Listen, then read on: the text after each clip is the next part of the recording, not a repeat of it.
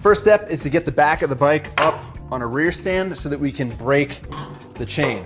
Breaking the chain entails driving out a link pin, and I prefer to do it at the rear sprocket since the sprocket keeps the chain stable as I work.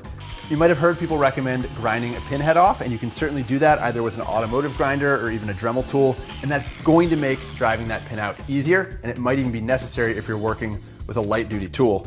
However, PBR tool from Motion Pro here is built like a tank, so no prep necessary. I can drive a pin straight out.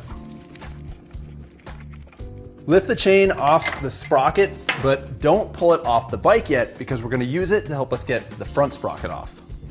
Different manufacturers use different approaches to secure the front sprocket, and unfortunately, the most common is also the most challenging.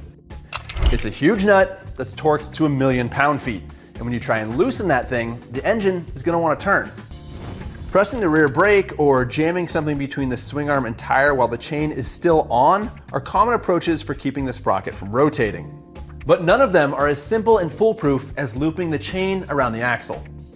So remove the wheel, slide the axle back into place, loop the chain over it, and then secure the chain with a 6mm bolt and nut.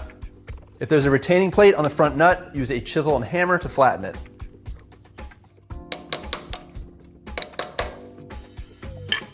And then break out your impact gun, breaker bar, or a ratchet with a pipe extension and give that nut hell. If it's really stubborn, be like Archimedes and get a longer lever.